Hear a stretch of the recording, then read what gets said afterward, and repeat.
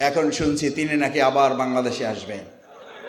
আচ্ছা, আপনারা বলেন, ওনার আসার ইচ্ছা পোষণ করা উচিত নাকি আমরাই চাচ্ছি উনি আসুক? শেখ হাসিনা দেশে আসবে, তার বিচার হবে, জনগণের প্রচলিত আইনেই তাকে ফাঁসির মঞ্চে নিয়ে যাওয়া এই জনগণ বাধ্য করবে।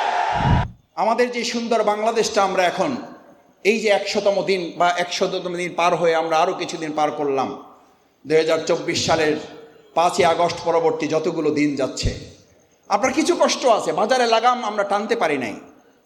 এই অন্তর্বর্তীকালীন সরকার এখনো আইন শৃঙ্খলায় হয়তো পরিপূর্ণ নিরাপত্তা আমাদেরকে দিতে পারে নাই, কিন্তু আমাদের মনের মধ্যে একটা সুখ, একটা আনন্দ আছে। আমরা মন খুলে যখন যেখানে প্রয়োজন কথা বলতে পারছি না। একবার জোরে সোরে আরশে আজিমের মালিককে খুশি করার জন্য বলুন আলহামদুলিল্লাহ। ভাইরা, আল্লাহ তাআলা এই পৃথিবীতে আমাদেরকে পাঠিয়েছেন তো স্বাধীন করে। আমার সেই স্বাধীনতাকে হরণ করলো কে? এখানে যারা আছেন হলফ করে বলতে পারেন, 2008 সালের পর থেকে আপনি ভোটের জন্য যেতেন, ভোট দিতে যাইতেন, ভোট দেওয়া তো দূরের কথা, আপনি ভোটের জন্য চিন্তা করলেও তো আপনাকে গ্রেপ্তার করে নিয়ে যাওয়া হয়েছে। শুধু গ্রেপ্তার করে নিয়ে যাওয়া হয় নাই, আপনাকে গুম করে ফেলা হয়েছে। গোটা বাংলাদেশটাকে একটা কারাগারে পরিণত করে ফেলা হয়েছিল। সেই কারাগারে রক্ষক ছিলেন শেখ হাসিনা, যার কথা ছাড়া জামিন হতো না একজন সাধারণ মানুষের। এখন শুনছি তিনি নাকি আবার বাংলাদেশে আসবেন। আচ্ছা, আপনারা বলেন, ওনার আসার ইচ্ছা পোষণ করা উচিত নাকি আমরাই চাচ্ছি উনি আসুক? উনি আসুক, এটার পক্ষে যারা তারা হাত জাগান। চাচ্ছেন আপনারা সবাই? কেন চাচ্ছেন? শেখ হাসিনা দেশে আসবে, তার বিচার হবে, জনগণের প্রচলিত আইনেই তাকে ফাঁসির মঞ্চে নিয়ে যাওয়া এই জনগণ বাধ্য করবে। শুধু দেলোয়ার হোসেন সাঈদীর উপরে নির্যাতন করা হয়েছে, এই এক অপরাধী আমাদের 2013 সালের 5ই মে শাপলা চত্বরে আলেমদেরকে যে হত্যা করা হয়েছে, এই এক অপরাধে তাকে ফাঁসির মঞ্চে যেতে হবে। এ তো আরো বহুত পরের ঘটনা। 2006 সালের 28শে অক্টোবর, এই ভিডিও এখন আছে না নাই? এখনো পাওয়া যায়। আচ্ছা, আপনি বলেন, ঢাকার মতো জায়গায় কি এখন আর সেই নৌকা চলার দিন আছে ভাই? নদীতে তাই চলে না, তাই চালাতে বালু সরাতে হয়। আর এই অভদ্র মহিলা, এই হিংসুটে মহিলা, এই রক্তখেকো মহিলা সেদিন নিজে তার দলের কর্মীদেরকে এই নির্দেশ দিয়েছিল। একজন নেত্রী হিসাবে আমি মনে করি না, একজন খুনি হিসাবে সে আদেশ দিয়েছিল যে আপনারা সবাই নৈকি বৈঠা নিয়ে চলে আসেন। এই আদেশ কোন দলের নেত্রী দিতে পারেন, একজন খুনির পক্ষে কেবল এটা সম্ভব। সুতরাং আপনি খুনের নির্দেশদাতা হিসাবে আপনাকে বিচারের কাঠগড়ায় দাঁড়াতে হবে। আপনাকে 2013 সালে 5ই মে আলেমদের হত্যার জন্য কাঠগড়ায় দাঁড়াতে হবে। আমাদের সেনা অফিসারদেরকে হত্যা করার তাই আপনাকে বিচারের কাঠগড়ায় দাঁড়াতে হবে। আপনার বিরুদ্ধে ইতিমধ্যে ইন্টারপোলে জারি হয়েছে। আপনি মানবতা বিরোধী অপরাধের ট্রাইব্যুনাল করে গেছেন। আমরা গরিব মানুষ, বাসি হইলে কথা ফলে না, একটু বাসি হওয়া লাগছে, এই পার্থক্য। বহুবার বলেছি আমরা বহুবার বলেছি যে ট্রাইব্যুনাল আপনি করে গেছেন, এই ট্রাইব্যুনাল আমরা ভেঙে দেব না, এই ট্রাইব্যুনাল আমরা রাখবো এবং এই ট্রাইব্যুনালে আপনার বিচার হবে ইনশাআল্লাহ।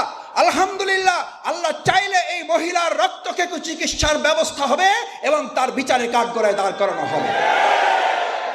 আমি আর শেষ আহ্বানটি বক্তব্য দিয়ে আমার কথা শেষ করতে চাই। ভাইয়েরা, দেখেন, আমরা এখনো হিসাব করি আমাদের চাওয়া পাওয়া কতটুকু পর্যায়ে গেল। আমি মনে করি আজকে ওয়ারিবাসীর বিবেকের কাছে এটি থাকা উচিত। আমাদের যে সমস্ত সন্ত্রাসীরা, অস্ত্রধারীরা আমাদের ভাইদের উপরে গুলি চালিয়েছে, এই সমস্ত অস্ত্রধারীরা মাত্র 3 ভাগের 1 ভাগ না, 4 ভাগের 1 ভাগ না, 100 ভাগের 1 ভাগ এখন পর্যন্ত গ্রেপ্তার হয়েছে, বাকিরা এখনো গ্রেপ্তার হয় নাই। আমরা অন্তর্বর্তীকালীন সরকারের কাছে উদাত্ত আহ্বান জানাতে চাই, কোন দলের নিরাপত্তার জন্য নয়, আমাদের নিরাপত্তার জন্য না। আমরা বিগত 15 বছরের নিরাপত্তাহীনতায় ভুগি নাই, কিন্তু এই দেশের মানুষ নিরাপত্তাহীনতায় ভুগেছিল যে অস্ত্রধারী কারণে। সেই অস্ত্রধারীদেরকে অবশ্যই একটা নির্দিষ্ট সময়ের মধ্যে গ্রেপ্তার করতে হবে, তাদের অস্ত্র উদ্ধার করতে হবে। ব্যাংক ডাকাতের টাকা তাদের কাছ থেকে উদ্ধার না করলে বাংলাদেশে সুষ্ঠু নির্বাচন সম্ভব হবে না।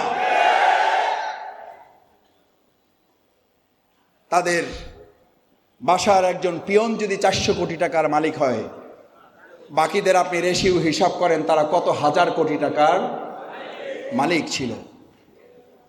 আমাদের দেশের সমস্ত ব্যাংকগুলোকে ভেঙে খান খান করে দিয়ে তারা তাদের নেতাকর্মীদের বাড়িঘরকে এক একটা ব্যাংকে পরিণত করেছিল। এই অবৈধ ব্যাংকের থেকে সমস্ত টাকাগুলো উদ্ধার করা হচ্ছে এই সরকারের অন্যতম দায়িত্ব। শুধু তাই নয়, আমাদের পত্রপত্রিকার রিপোর্টের কারণে বলছি, শেখ হাসিনা ক্ষমতা ভোগ করেছেন, তার বোন শেখ রেহানা অর্থ ভোগ করেছেন। শেখ হাসিনা অবৈধভাবে রাষ্ট্র পরিচালনা করেছেন, শেখ রেহানা সজীব জয় অন্যায় অবৈধভাবে ব্যাংকগুলোকে ডাকাতি করে শেষ করে দিয়েছে। তার আমলের আগে তার বাবার সময় ছিল কম্বল চোর, আর এই সময় এসে হয়েছে তারা ব্যাংক ডাকাতের চোর।